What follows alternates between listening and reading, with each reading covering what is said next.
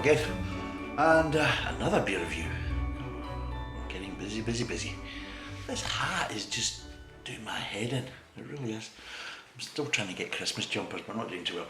So I think I said in one of the previous ones that we're also looking at more of Aldi kind of products, because we looked at quite a lot of Lidl's in the past. So the whole point of this series is this Christmas Advent beer review series is to try and see what's out there and try and see if we can find some little gems or some little bargains that basically we can get wired into over the kind of celebrations between Christmas and New Year.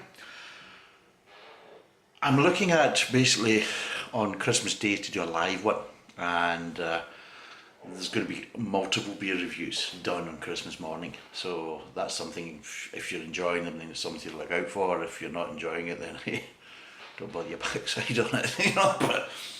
But anyway, today we're basically going to be doing St. Etienne.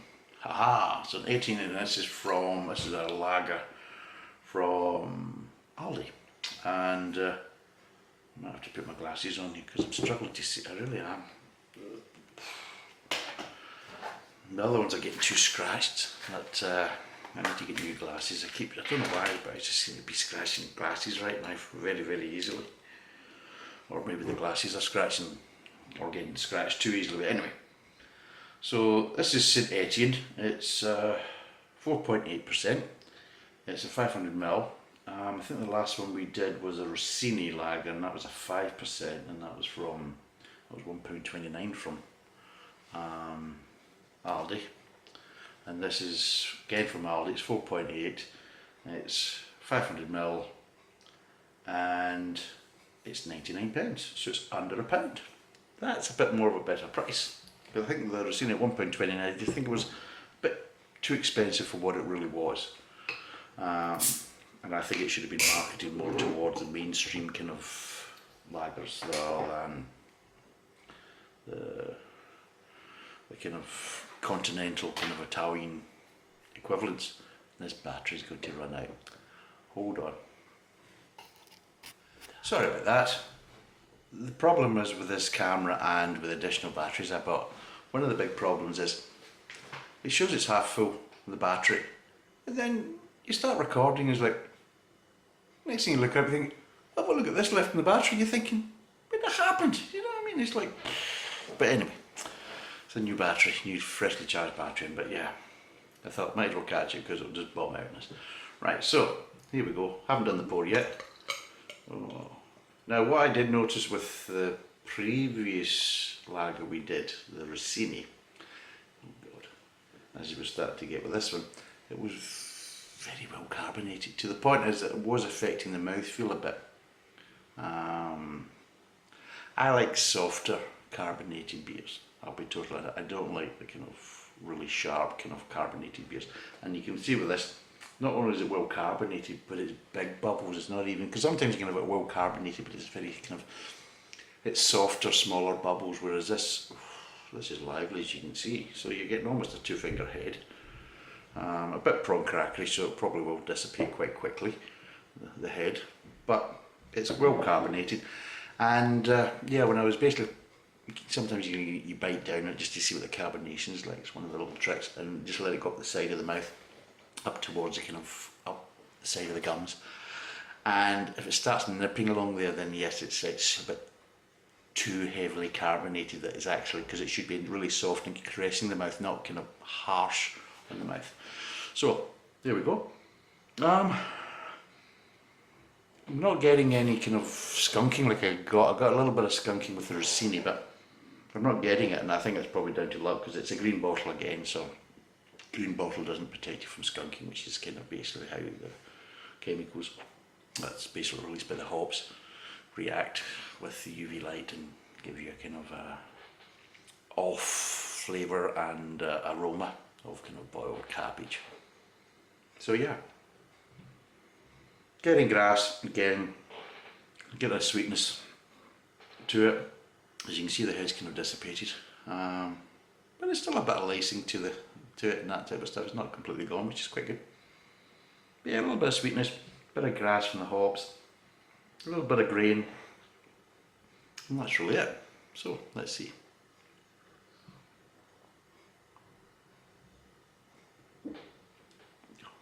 Oh, right. This is quite different. It's not as crisp as the Rossini. Definitely not as crisp.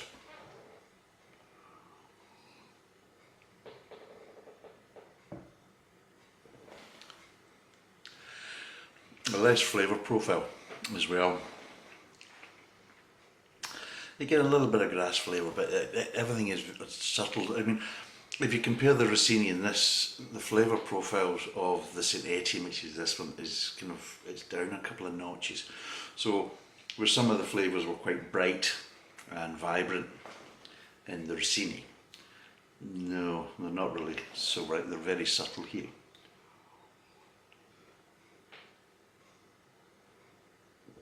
Although I would say the mouthfeel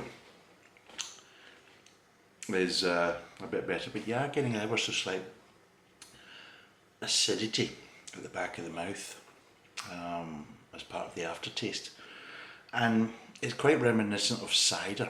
You know, sometimes you get that kind of ever so slight acidic kind of taste with cider sometimes as part of the aftertaste.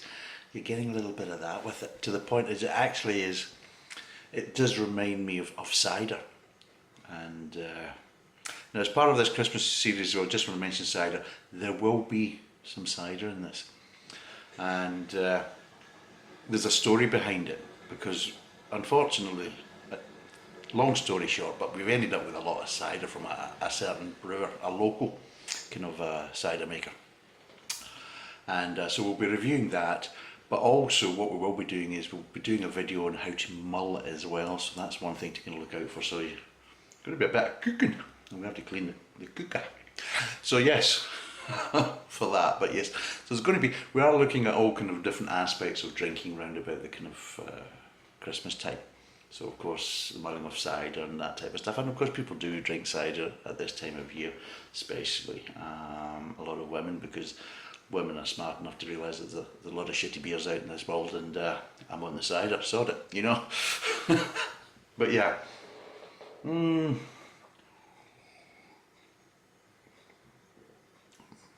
it does feel very weak, a bit watery, ever so slight strange kind of acidity to the aftertaste.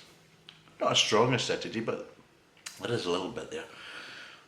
And overall, I would say yes, it does feel like a cheaper lager to the Rossini. And I'm not saying the Rossini was a premium lager, I'm not saying that, but at the end of the day I can see a marked difference in price, and well, it's very evident in how it tastes.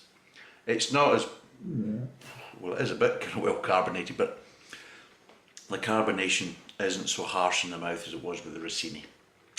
So it's got a nicer mouthfeel, but in general it doesn't really taste of very much, really. It's actually quite bereft of flavour, and there's no real crispness there apart from a little bit of acidity at the end.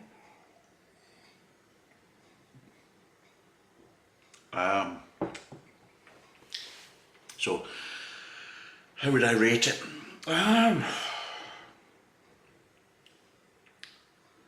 It's different. I would say, I'll be fair to the mainstream ones. The mainstream ones to me have a better mouthfeel.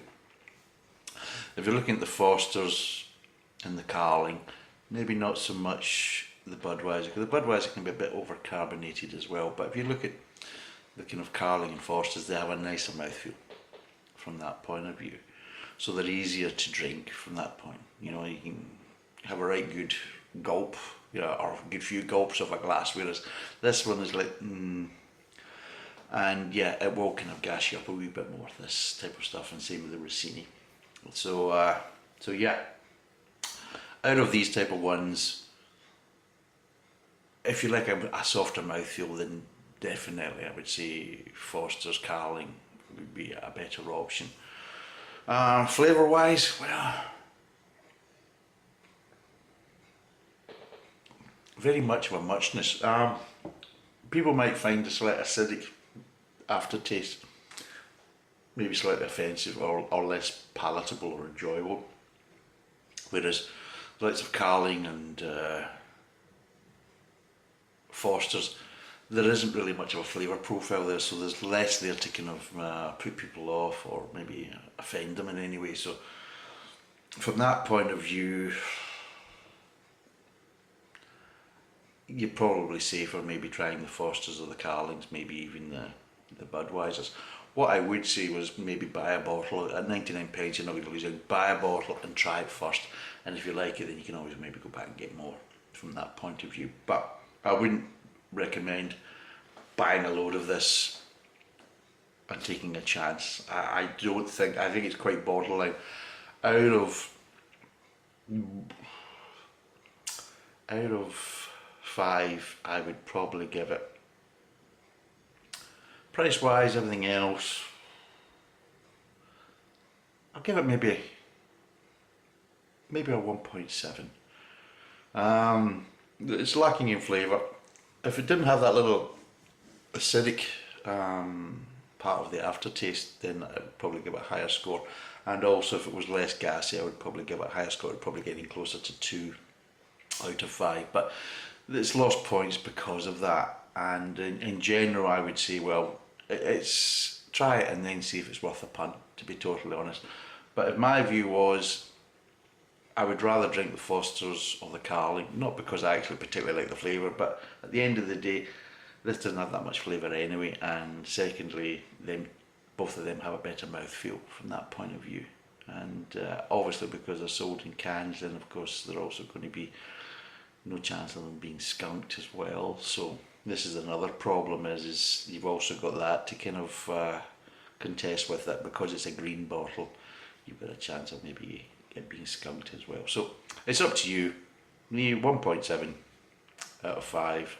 Would I buy it again? No, I probably wouldn't. I think it's a case as though if I was going to spend 99p, I would probably add the extra 10p to it and get myself something else, because there's a lot of things at £1.9. If I remember right, I haven't got the pricing things here. Because you've also got some ale from Aldi, and they're also priced at £1.9, the same as a lot of the ales we tried with Lidl's. So my view is, I would rather buy maybe say a golden ale from Lidl's, or maybe one of the ales from here at £1.9 rather than a 99p lager that's not really that great. So that's my view. Thanks for watching. Cheers and bye for now.